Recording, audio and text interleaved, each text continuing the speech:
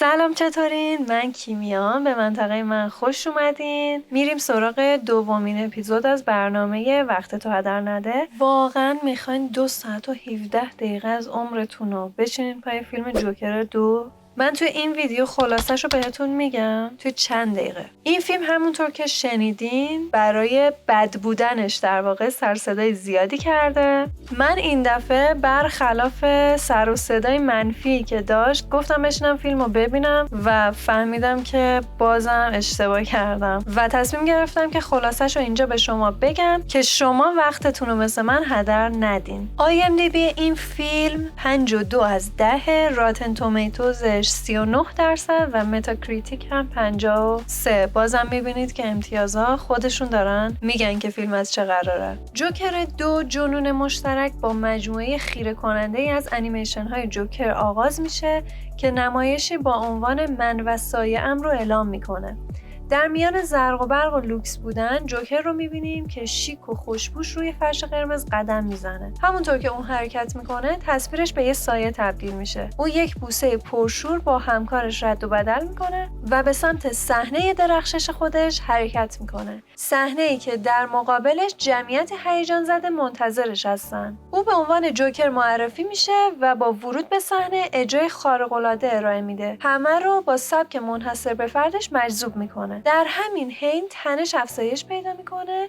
گروهی از پلیس‌ها در صحنه ظاهر میشن و با جدیت از فرش قرمز عبور میکنن و مستقیما به سمت صحنه حرکت میکنن. اونا جوکر رو پیدا میکنن، بدون هیچ هشداری کتکش میزنن و میبرنش. میبینیم که حالا جوکر وارد تیمارستان آرکهام شده. همون آرتور فلک جوکر 1 که این بار با سری پایین و شانه‌های افتاده توسط افسری به نام سالیوان به سمت حمام کشیده میشه. آرتور که ظاهرا برای مدت طولانی در این مکان هست، حتی نگهبانا هم از اون خسته شدن. زمان به کندی میگذره. نگهبانا بدون توجه به دیگر بیماران آرتور رو برای مصرف داروهاش توی صف میکنن، ریشش رو به شکل خشنی میتراشن و با خنده های ناخوشایندشون اون رو مسخره میکنن. آرتور که حالت روحی شکسته‌ای داره سکوت میکنه و وارد بازی تحقیرآمیزشون نمیشه. صبح روز بعد آرتور تحت نگاه سنگین نگهبانا در محوطه قدم میزنه. حالا وقتی که میخواد به سلولش بره با شخصیت مرموزی برای اولین بار روبرو میشه. زنی به نام هارلی کوین. او با لبخندی کنایه‌آمیز به آرتور نزدیک میشه و به شوخی ادای شلیک به سرش رو در میاره. نگهبانا با عجله آرتور رو به سمت وکیلش میبرن. وکیل آرتور بهش توضیح میده که قراره با دکتر ملاقات کنه. دکتری که قراره آرتور رو ارزیابی کنه که ببینه از نظر روانی برای محاکمه آماده هست یا نه. و اگه تشخیص دکتر به نفع اون باشه، آرتور به یک بیمارستان روانی با امنیت بالاتر منتقل میشه و از این تیمارستان پر از جنایتکار نجات پیدا میکنه. وکیل با لحنی هشدار دهنده بهش میگه که دکتر معتقده که آرتور از کودکی با تروماهای عمیق روانی دست و پنجه نرم میکنه و حتی اشاره میکنه که شاید آرتور در ذهنش تنها نیست و کس دیگه‌ای در درون اون وجود داره که مغز متفکر واقعی پشت جنایاتشه. حالا قسمت مصاحبه آرتور با دکتر شروع میشه. دکتر از آرتور میخواد که صادق باشه و همه چیز رو با جزئیات کامل توضیح بده. آرتور طبق عادت خودش سکوت میکنه و پاسخی نمیده تا زمانی که دکتر درباره شب قتل موری فرانکلین مجری برنامه تلویزیونی ازش میپرسه. این بار آرتور سکوتش رو میشکنه و شروع به صحبت میکنه. اون توضیح میده که موسیقی اون شب خاطراتش با مادرش رو زنده کرده و میگه که دائما صدای مادرش رو مثل پژواکی دائمی در سرش میشنیده. روز بعد دوباره نگهبانا رو میبینیم که با جوکای بیمزه‌شون میخوان آرتور رو مسخره کنن، اما آرتور بازم به اونا اهمیتی نمیده و سکوت میکنه. نگهبانا آرتور رو برای شرکت در کلاس‌های موسیقی با دیگر بیماران میبرن. هدف از این کار این بوده که شاید ملودی‌ها و موسیقی بتونه به آرامش و احساس رضایتش کمک کنه. آرتور وقتی که وارد کلاس میشه چشمش به دختری میفته که قبلا دیده، هارلی هارلی کوین با کنجکاوی به آرتور نزدیک میشه و ازش میپرسه که واقعا خودشه. دختر خودش رو لی معرفی میکنه. آرتور به دختر میگه که خودشه و اعتراف میکنه که 5 نفر رو کشته و خیلی یواشکی بهش میگه که در واقع 6 نفر رو کشته و حتی مادرش رو هم خودش به قتل رسونده، در حالی که اینو هیچکس نمیدونه. لی که از آرتور خیلی خوشش میاد میگه که طرفدار جوکره. اون تعریف میکنه که پدرش همیشه اونو کتک میزده و در نهایت مرده. سالها بعد لی ساختمونی که در اون زندگی میکردن رو به آتیش میکشه و مادرش اونو به تیمارستان میفرسته. لی میگه که احساس میکنه چیزی تاریک و مشترک بین خودش و آرتور وجود داره، اما مکالمه‌شون تا همینجا قطع میشه چون که نگهبانا آرتور رو میخوان برای مصرف داروها ببرنش. در همین زمان در تیمارستان خبری اعلام میشه که آرتور از نظر روانی صلاحیت محاکمه داره. ما اینجا باز دوباره یه عالمه خیال پردازی‌های آرتور رو میبینیم که در واقعیت حتی یک کلمه هم حرف نزده و همچنان تحت شکنجه روحی و جسمی نگهبانا قرار داره. در صحنه بعدی زیر بارون آرتور رو میبینیم که به شدت کتک خورده و روحیش داغونه. صحنه بعدی لی به دیدن آرتور میاد و بهش میگه که مدت زیادی بیشتر تیمارستان نمیمونه به خاطر اینکه مسئولان گفتن که آرتور داره تاثیر منفی روت میذاره، اما اون قول میده که در طول محاکمه هر روز به دیدن آرتور بیاد. لی شروع میکنه با ظرافت آرایش آرتور رو انجام میده و اونو به جوکر تبدیل میکنه و بهش میگه که میخواد آرتور فلک واقعی رو ببینه و سپس لحظات عاشقانه‌ای رو با هم میگذرونن. وکیل در مصاحبه رسمی اعلام میکنه که آرتور به عنوان آرتور فلک ظاهر میشه و نه جوکر. در جلسه مصاحبه آرتور با لحنی سرد و بی‌احساس درباره قتل موری فرانکلین صحبت میکنه. اون میگه که اون شب تنها به این فکر میکرده که خودش رو بکشه و موری صرفا بخشی از نمایش بوده. وقتی ازش میپرسن که آیا هنوزم میخواد بمیره یا نه، آرتور میگه که دیگه اون احساس قبل رو نداره و الان احساس میکنه که دیگه تنها نیست و شخص ویژه‌ای در زندگیش وجود داره. در واقع داره به لی اشاره میکنه. آرتور اشاره میکنه که دیگه مثل گذشته نیست. خیلی خوشحالم که بقیه فیلم‌های موزیکال مثل این فیلم نبودن. همزمان با این مصاحبه آرتور، لی هم در خیابان شیشه یه مغازه رو میشکونه و یه تلویزیون میدزده تا بتونه مصاحبه آرتور رو تماشا کنه.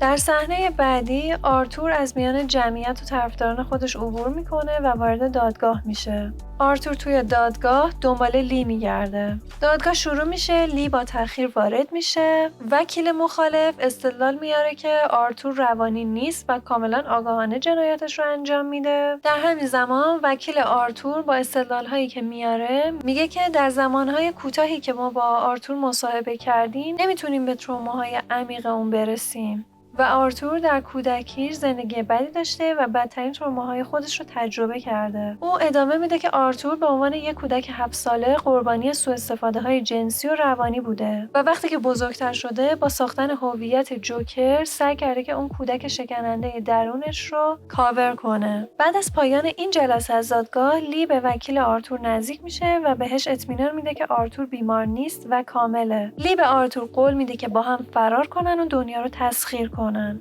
وکیل آرتور به لی هشدار میده که ممکنه با این حرفا کارو خراب کنه. آرتور بعداً به وکیلش میگه که لی هم مثل خودش بوده و تروماهای زیادی داشته.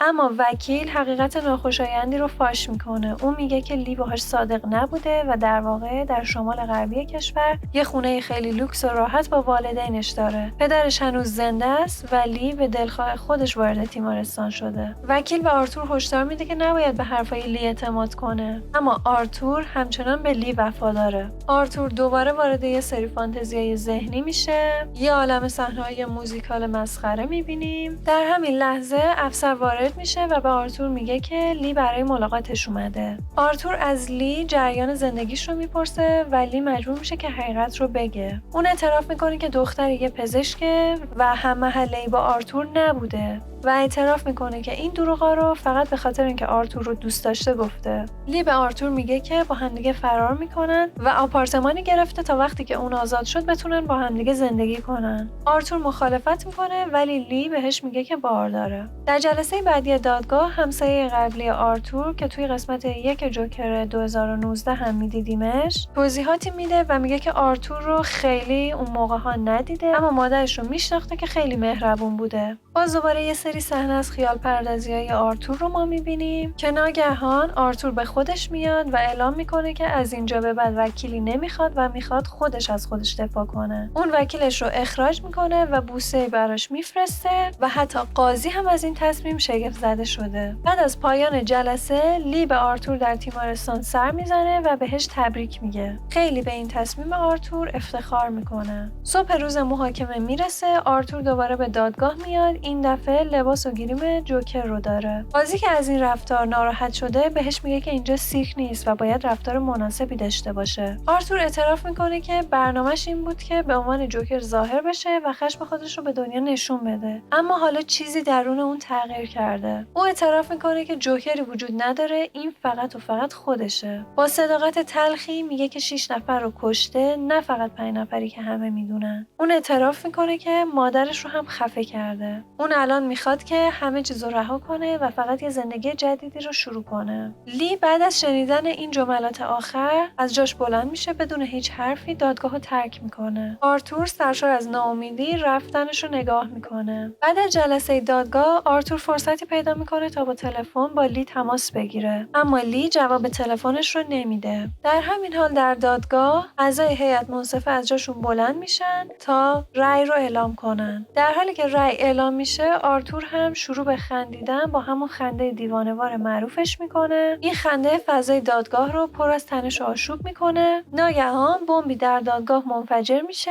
انفجار به قدر قدرتمنده که دادگاه به کلی ویران میشه. در صحنه‌های بعد خرابه‌های دادگاه رو میبینیم. آتش و آواری که همه جا رو گرفته. آرتور به سختی قادر به حرکته. از میان آواره‌ها بیرون میاد. طرفدارانش رو میبینه که با لباس‌های دلغکی منتظرشن. بهش کمک میکنن تا فرار کنه. انگار که کل جمعیت دچار جنون شدن. آرتور از فرصت استفاده میکنه، از ماشین فرار میکنه، به تنهایی شروع به قدم زدن میکنه. در راه آرتور به پله‌هایی میرسه که لی رو اونجا میبینه. آرتور بهش میگه که دادگاه منفجر شده و حالا دیگه اون آزاده و از لی میخواد که با هم فرار کنن. اما لی بهش میگه که جایی ندارن. اون بهش میگه که تمام چیزایی که بهش گفته خیاله و همونطور که آرتور گفته جوکر وجود نداره. و لی هم بهش میگه که حالا که جوکری وجود نداره پس از حالا به بعد هیچ نقطه مشترکی هم بین من و تو وجود نداره. آرتور کاملا شکسته شده شروع به گریه میکنه. از لی میخواد که باهاش بمونه و میگه که نمیتونه بدون اون زندگی کنه. اما لی به سادگی خدافظی میکنه و اونجا رو ترک میکنه. آرتور حالا تنها میمونه. پلیس از راه میرسه. آرتور رو دوباره به آرکام برمیگردونه. این بار دیگه آرتور انگیزه‌ای برای مقاومت یا فرار یا مبارزه نداره. در تیمارستان افسری بهش میگه که ملاقات کننده‌ای داره. آرتور بیمیل به سمت اتاق ملاقات میره. در راه یکی از نگهبانا باهاش شوخی میکنه و در همین حین چاقو رو در میاره و چندین بار به آرتور میزنه. آرتور روی زمین میفته، به سختی نفس میکشه و باز دوباره خیالاتش رو میبینیم که انگار هارلی کوین بهش خیانت میکنه و بهش شلیک میکنه. توی خیال پردازی جوکر میبینیم که میگه میخواد فرزندی از خودش به جای بذاره که جای اونو بگیره. آهنگ آخر با این جمله تموم میشه: فرزندی از بهشت در زمین به جا خواهد گذاشت. فیلم جوکر 2 جنون مشترک هم همینجا به پایان میرسه. همونطور که دیدین داستانش جذابیتی نداشت،